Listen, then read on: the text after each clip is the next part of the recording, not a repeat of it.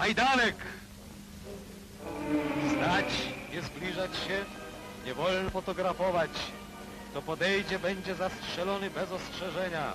To jest Vernichtungslager Majdanek. Druty kolczaste, wieże wartownicze, karabiny maszynowe, prąd wysokiego napięcia i reflektory, SS-mani i psy policyjne. Nie ma ucieczki z niemieckiego obozu śmierci. Codziennie Le film de Ford, comme celui de Setkina, réduisent le moment de la libération des détenus du camp à un long travelling où les survivants de Majdanek, bien alignés derrière les barbelés, semblent attendre la délivrance par l'armée rouge.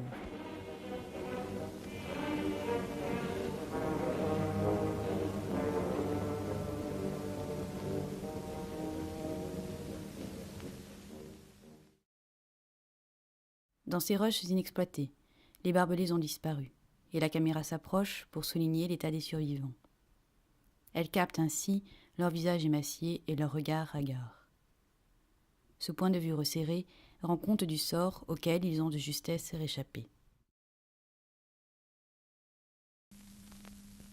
Такими они приходили сюда со всех концов Европы.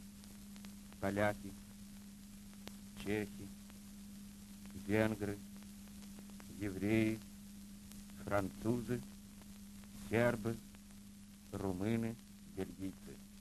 Такими их нашла Красная Армия.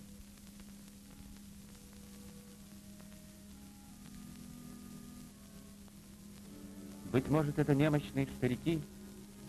Это глубокий старик, но ему только 42 года.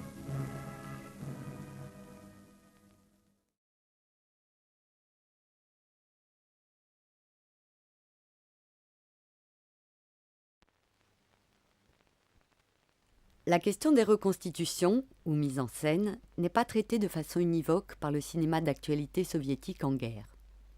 Elle se pose dès 1942 à propos des images de combat. Les administrateurs du cinéma d'actualité et certains professionnels condamnent la mise en scène au nom de la crédibilité des images. Roman Carmen, par exemple, explique « Aucun sujet mis en scène, quelle que soit la puissance des pétards, ne produira jamais l'impression de réalité. Sans même parler des gens qui ont été sur le front, le spectateur lambda sentira immédiatement la falsification. » Le réalisateur Slutsky porte un regard différent sur l'efficacité des images. Nos actualités filmées, surtout en ce moment, en temps de guerre, c'est l'arme de propagande la plus puissante. Tous les moyens sont bons pour l'agitation. Le spectateur voit le film, regarde un sujet, et l'essentiel, c'est l'impression que va produire tel ou tel tableau, tel ou tel sujet. Si le spectateur ressent tout ce qu'il voit à l'écran, s'il y croit, alors c'est que le film est bien fait. La cuisine restera par-devers nous. Des tournages complémentaires sont donc autorisés afin de parfaire des reportages militaires auxquels manquent certaines images.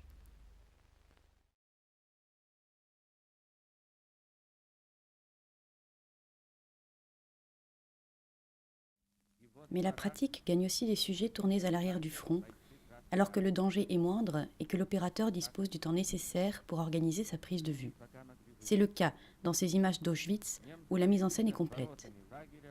Pour illustrer les conditions de vie dans les baraques, les opérateurs ont fait revenir, plusieurs semaines après la libération du camp, des Polonaises qui y avaient été brièvement internées en septembre 1944, après l'insurrection de Varsovie.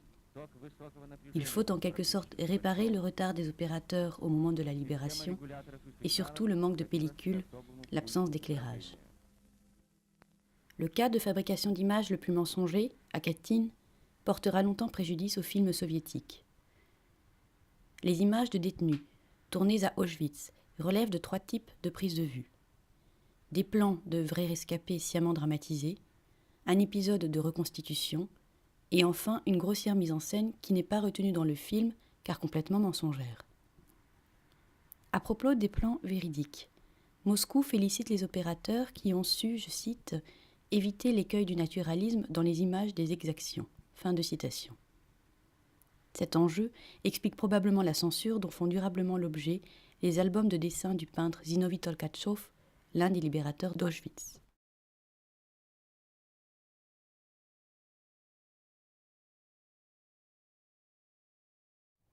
Le cinéaste de Kiev, Raphaël Nachmanovitch, est le premier à rompre l'interdit pesant en URSS sur les dessins de Tolkatchov. Au début de notre projet sur le film Aux soldats inconnus, lors de ma première visite chez Viktor Nekrassov, mon attention a été captée par les esquisses de la série Auschwitz. Nekrassov essayait de publier un article à leur sujet dans une revue moscovite. Les esquisses avaient été directement réalisées sur des papiers à en-tête de la commandanture du camp, plus précisément du chef des troupes SS, l'Ober-président de la province de Haute-Silésie. En 1944-1945, des expositions de Tolkatchov avaient fait le tour de la Pologne. Lublin, Cracovie, Katowice, Rzeszów, Varsovie. Elles avaient été montrées à Vienne.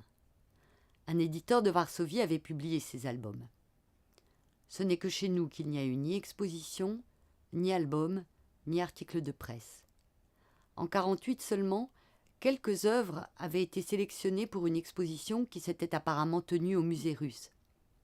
Et dès le lendemain, tous les journaux ukrainiens s'étaient déchaînés contre Tolkatchov, et sans pitié, pour nationalisme juif bourgeois, pour formalisme, pour abstractionnisme. Je me suis donc dépêchée d'aller voir ses œuvres. En 1948, je n'ai pas réussi à voir le cycle de Tolkatchov sur le Christ à Majdanek, 5 planches au pastel. Non seulement on l'interdit, mais on ne le restitua pas à son auteur. Le cycle est resté presque 20 ans sous scellé. Ce n'est qu'à la fin des années 50 que j'ai pu apercevoir ses œuvres, 5 minutes, dans la réserve fermée du musée russe.